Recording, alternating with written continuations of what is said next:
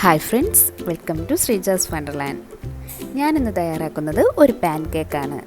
വളരെ ടേസ്റ്റിയും ഹെൽത്തിയുമായിട്ടുള്ളൊരു pan കേക്കാണിത്. Oats കൊണ്ടാണ് ഇത് തയ്യാറാക്കിയിരിക്കുന്നത്. എങ്ങനെയാണ് തയ്യാറാക്കുന്നതെന്ന് നോക്കാം. അതിനായി ഒരു കപ്പ് ഓട്സ് ഒരു മിക്സിയുടെ ജാറിലേക്കിട്ട് പൊടിച്ചെടുക്കാം.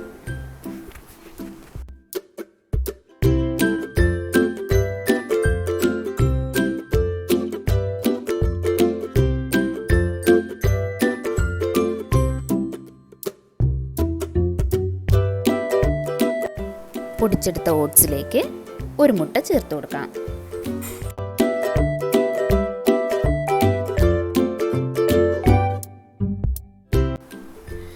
അതിലേക്ക് ഒരു സ്പൂൺ വാനില എസൻസ് ചേർത്ത് കൊടുക്കാം. വാനില എസൻസിന് പകരം 1/4 സ്പൂൺ ഏലക്ക പൊടിച്ച് ചേർത്ത് കൊടുത്താലും മതിയാകും. അതിനുശേഷം അതിലേക്ക് ഒരു റോബസ്റ്റോ പഴം ചേർത്ത് കൊടുക്കാം. അതിലേക്ക് കുറച്ച് പാല് കൂടി ചേർത്ത് നന്നായി അരച്ചെടുക്കാം. മധുരത്തിനാവശ്യമായ പഞ്ചസാര ചേർത്ത് കൊടുക്കാം. ഞാനിവിടെ 3 സ്പൂൺ പഞ്ചസാര ചേർത്ത് കൊടുക്കുന്നുണ്ട്.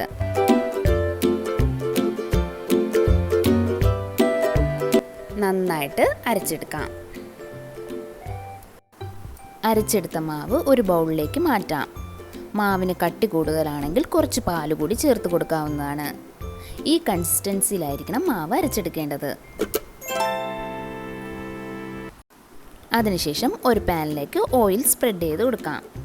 ഓരോ പാൻ കേക്കായി തയ്യാറാക്കി എടുക്കാവുന്നതാണ്.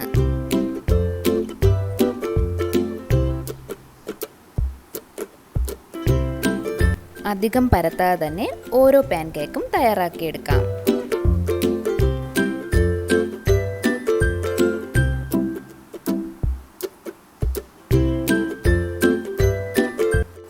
രണ്ട് വശവും നന്നായി വേവിച്ചെടുക്കാവുന്നതാണ്.